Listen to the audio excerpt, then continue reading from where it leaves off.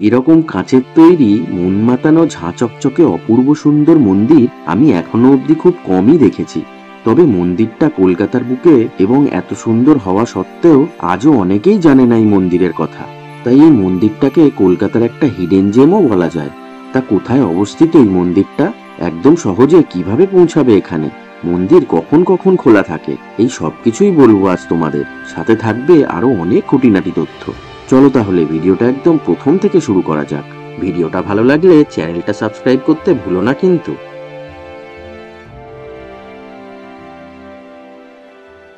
আজকে আমাদের গন্তব্য পরেশনাথ মন্দির, যার পুরো নাম জৈন সীতাম্বার দাদাজি টেম্পল অ্যান্ড গার্ডেন, যাকে শর্টে অনেকে দাদাজিকা টেম্পল বা কলকাতার জৈন টেম্পলও বলে থাকে। এখানে আসাটা একদম সহজ, তবে কি করে এলাম একটু বাদে বলছি।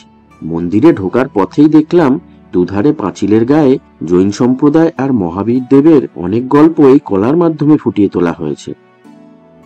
মন্দিরের বাইরে এত সুন্দর কারুকার্য কিন্তু সবার নজর কাড়বে।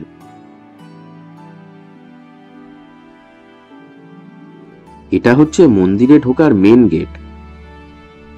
এখানে মন্দিরের টাইমিংটা একটু বলে দিই তোমাদের। মন্দির খোলা থাকে প্রতিদিন সকাল 6:30 থেকে বেলা 12টা অবধি, আবার বিকেল 3টে থেকে সন্ধ্যে 7টা অবধি। প্রথমেই একটু উপর থেকে এই মন্দির প্রাঙ্গণটা একটু দেখাই তোমাদের। অপূর্ব সুন্দর ও সাজানো গোছানো চারিদিকটা। এত সুন্দর মন্দিরের পরিবেশ খুব কম জায়গাতেই দেখা যায়। গোটা মন্দির চত্বরে সব মিলিয়ে 4টে মন্দির আছে, যা হলো শীতলনাথ মন্দির, পরেশনাথ মন্দির, চন্দ্রপ্রভুজির মন্দির ও মহাবীর মন্দির। সবকটি মন্দিরের ভিতরেই কিন্তু ফটো তোলা বা ভিডিও করা নিষেধ, তাই তোমাদের বাইরে থেকেই দেখাবো সবকটা। এখানে তোমাদের একটু বলে দিই, এই এত সুন্দর মন্দিরটাতে তোমরা আসবে কি করে। জায়গাটা হলো মানিকতলা। মন্দিরের একদম কাছের বাস স্ট্যান্ডটি হলো গৌরীবাড়ি। মেট্রো করে আসতে গেলে শোভাবাজার সুতানুটি স্টেশনে নেমে বেরোতে হবে 1 নম্বর গেট দিয়ে। গেটের সামনেই দেখতে পাবে অটো দাঁড়িয়ে আছে উল্টোডাঙ্গা যাওয়ার জন্য। সেই অটোতে উঠে মাত্র 10 টাকার বিনিময়ে নামতে হবে গৌরীবাড়ি স্টপেজে, ঠিক এই রকম একটা ব্রিজের সামনে। তারপর এখান থেকে ডান দিকের রাস্তা ধরে জাস্ট 3 থেকে 4 মিনিট হাঁটা পথ। আর যদি ট্রেনে করে আসতে চাও তাহলে নামতে হবে শিয়ালদা আর দমদমের মাঝের স্টেশন বিধাননগর স্টেশনে। তারপর স্টেশন থেকে বেরিয়েই অটো আর বাস দুটোই পেয়ে যাবে গৌরীবাড়ি যাওয়ার। ভাড়া সেই 10 টাকা, সময় লাগবে মাত্র 10 মিনিট। তারপর গৌরীবাড়ি স্টপেজে নেমে বাঁদিকে জাস্ট 3-4 মিনিটের হাঁটা পথ। এমনকি হাওড়া থেকেও এই গৌরীবাড়ি আসার ডাইরেক্ট বাস আছে।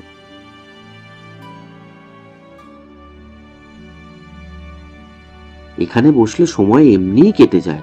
প্রত্যেকটা জিনিস খুবই নিখুঁতভাবে বানানো হয়েছে। মন্দিরগুলো তো বটেই, গোটা জায়গাটাই যেন মনে হচ্ছে শ্বেত পাথর দিয়ে মোড়া। এই বাগানটা দেখো একটু, আশ্চর্য সুন্দর, সুরুচির পরিচয় দেয়। ফোয়ারা, লেক, মূর্তি, ফুল গাছ কি নেই এখানে। দেখতেই পাচ্ছ বেশ ভালোই মানুষের সমাগম হয় এখানে। শুধু জৈন ধর্ম নয়, সব ধর্মের মানুষেরই আগমন হয় এই মন্দিরে। এই ফোয়ারাগুলো বিকেলের পর চালু হয়, যখন মন্দির প্রাঙ্গণের লাইটগুলো জ্বলে উঠতে শুরু করে আস্তে আস্তে। বাগানগুলো এত সুন্দর মেইনটেইন খুব কম মন্দিরেই দেখতে পাওয়া যায়। মূল মন্দিরের পাশে বেশ কিছু বড় মূর্তিও চোখে পড়ল। এই যেমন হাতির পিঠে মাহত আর সাথে সাওয়ারি বসে আছে। উপরে ছাদটা পুরোটাই কাঁচ দিয়ে সাজানো। বিকেলের পর লাইটের আলোয় বুঝতেই পারছো না জানি কি সুন্দর দেখতে লাগবে। এই সামনে পিলারে আছে মিনাকারি কাজ, যাতে তার সৌন্দর্য আরো ফুটে বেরোয়। যত দেখছি ততই চমৎকৃত হচ্ছি।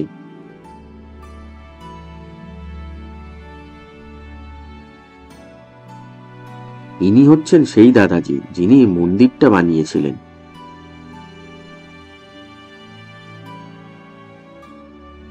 তার পাশেই আছে এখানকার প্রধান মন্দিরটা। শ্বেতপাথর আর এরকম কাঁচ দিয়ে কারুকার্য করা মন্দির খুব কমই আছে কলকাতার বুকে। এই মন্দিরের ভিতরে আছে একটা অখণ্ড জ্যোত, মানে একটা প্রদীপ, যেটা কিনা সেই 1847 থেকে জ্বলছে, যা এখনো নেভেনি। আর প্রধান মূর্তিটির মাথায় আছে মণিমাণিক্য হিরে জহরত দিয়ে সাজানো। মন্দিরের চারিদিকটা দেখতে দেখতে চলো এই মন্দিরের প্রতিষ্ঠাতা সেই দাদাজি সম্পর্কে ছোট করে একটু জেনে নিই। ওনার পুরো নাম রায় বাহাদুর বদ্রীদাস মুকিম। লখনৌ থেকে কলকাতায় আসার পর হয়ে উঠেছিলেন বড় মানুষ, গয়নার ব্যবসা করে। জৈন সম্প্রদায়ের খুবই ধার্মিক মানুষ ছিলেন তিনি। 1867 সালে ওনার তত্ত্বাবধানেই তৈরি হয় এই মন্দির। ইনি জড়িয়েছিলেন অনেক জনস্বার্থমূলক কাজের সাথেও। আবার Bengal national chamber of commerce and industries এর ফাউন্ডিং চেয়ারম্যানও ছিলেন তিনি। লর্ড মেও উনাকে রায়বাহাদুর উপাধিও দেন। ঘুরতে ঘুরতে আবার সেই পুকুরটার সামনে চলে এলাম। এখানে কিন্তু ছোট বড় প্রচুর মাছ আছে, আর সাথে আছে বেশ কিছু কচ্ছপ। তবে তাদের ভালো করে ক্যামেরা বন্দি করতে পারলাম না। চলে এলাম পাশের মন্দিরটাতে।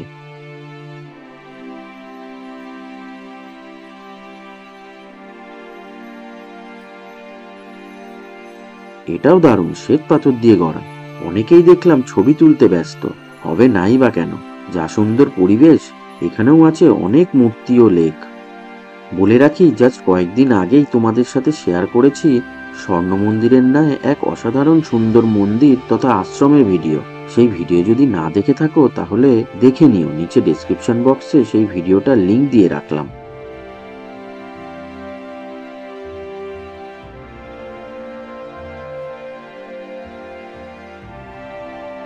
এখানে দেখলাম দক্ষিণা দেওয়ার একটা জায়গার সামনে বেশ বড় একটা পায়রার মূর্তি বসানো আছে বাঁধা অবস্থায়, যার মানেটা ঠিক বুঝলাম না। তোমরা যদি কেউ জেনে থাকো তাহলে অবশ্যই একটু কমেন্ট করে জানিও।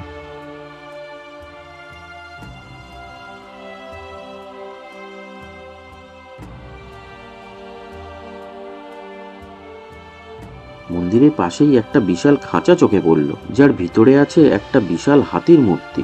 মনে হয় কোনো অকেশনে বার করা হয়।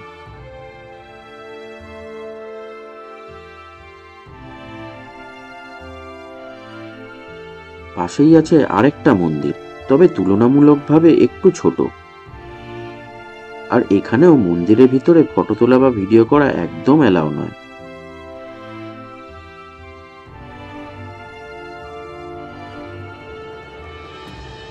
প্রণাম করে আবার চলে এলাম মূল মন্দির প্রাঙ্গণে।